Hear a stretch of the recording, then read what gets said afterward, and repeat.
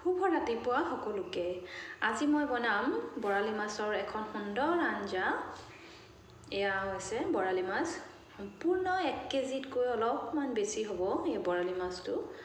বৰালি মাছ সাধাৰণতে অলপ ডাঙৰ হ'লে খাবলৈ ভাল হয়, সৰু হ'লে ইমান ভাল নহয় খাবলৈ। তো 1 কেজি ওজনৰটো জোখৰ হয়গৈ। এয়া ভালদৰে ধুই পখালি মই নিমখ দি সানি ল'লোঁ আৰু এয়া তেলত মই অলপ হালধি দি পেলাই মাছখিনি ভালদৰে ভাজি ল'ম। মই আগতীয়াকৈ হালধি দিয়া নাই, কিন্তু হালধি আগতীয়াকৈ দিলে হালধিখিনি এনেই নষ্ট হৈ যায় আৰু তেলৰ ৰংটো তেলত দিলে অলপ বেছি ভালদৰে ৰংটো আহি যায়। এয়া হালধি দি ভালদৰে মাছখিনি মই লৰাই ল'লোঁ।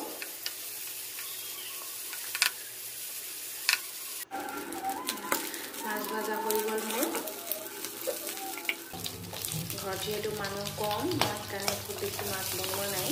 এয়া পিঁয়াজ আৰু আদা নহৰু দি পেলাই মই মাছখিনি মই নমাই লোৱা নাই, যিহেতু এনেদৰে কেতিয়াবা খুব জলদি মোক দৰকাৰ হ'লে, খুব বেছি লৰালৰি হ'লে মানে মই এনেদৰে বনাবলৈ চেষ্টা কৰোঁ।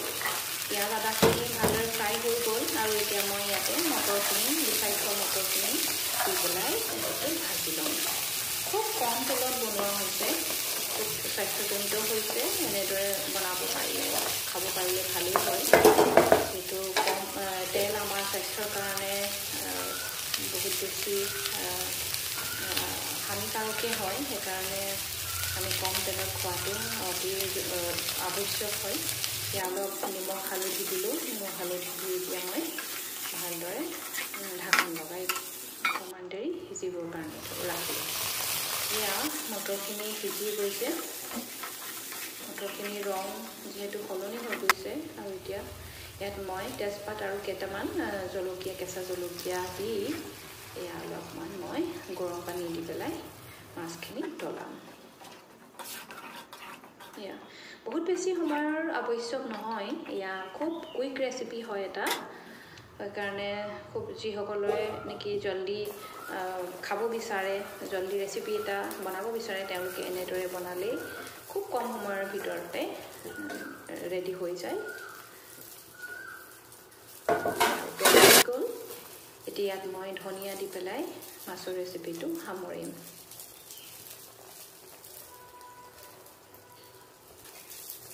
মাছটো মোৰ ৰেডি হৈ গ'ল।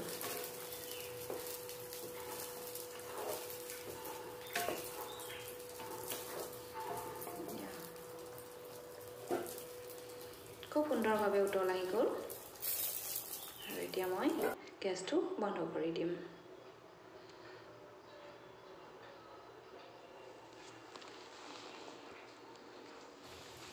এয়া ঢাকন দি গেছটো বন্ধ কৰি দিলোঁ। আনফালে মই বনাম এয়া দালচেনি, ইলাইচি, শুকান জলকীয়া আৰু লং। এয়া দি পেলাই মই কেৰাহীত পিঁয়াজ আদা নহৰু দি পেলাই মই অলপমান আলু এটা ৰেচিপি বনাম। এয়া ড্ৰাই মছলা আৰু পিঁয়াজ আদা নহৰু দি পেলাই মই তাৰপাছতে অলপ দিলোঁ ঘৰত বনোৱা মছলা, মই যেনেকৈ জিৰা, ধনিয়া পাউডাৰ, আজৱাইন, সেইখিনি দি পেলাই মই এটা মছলা ৰেডি কৰিছোঁ। আপোনালোকে মোৰ আগৰ ভিডিঅ'ত গৈ চাব পাৰে। এয়া অলপমান হালধি দিলোঁ, হালধি দি পেলাই এয়া সৰু আলুখিনি মই ভালদৰে ধুই পেলাই, যিখিনি অকণমান ডাঙৰ আছিলে সেইখিনি মই ভালদৰে সৰুকৈ অলপমান কাটি ল'লোঁ। যিহেতু কাটি ল'লে মানে অলপ খাবলৈ সোৱাদ হয়, কিন্তু নিমখ সোমায়, নহ'লে গোটেই বনালে মানে কি হয়, ভিতৰত নিমখৰ পৰিমাণটো কম হয়, নোসোমায় ভিতৰত, গতিকে খোৱাৰ সোৱাদটো অলপ কমি যায়। গতিকে এনেদৰে কাটি পেলাই বনাবচোন, এতিয়া খাই ভাল লাগে। আৰু সৰু ল'ৰা ছোৱালীয়ে যিহেতু খাই ভালেই পায়, সেইকাৰণে অলপমান মই মছলা, নিমখ আৰু অকণমান দিলোঁ মই ইয়াতে ঘৰত বনোৱা মছলা। এনেদৰে বনাই খাবচোন, খাই ভাল লাগে। অকণমান ঢাকনখন দি ৰেচিপিটো অলমোষ্ট সিজিয়ে গ'ল 90% মান সিজি গ'ল বহুত বেছি সময়ৰ দৰকাৰ নহয় গতিকে ইয়াৰ 2 নম্বৰৰ ৰেচিপিটো মোৰ হৈ গৈছে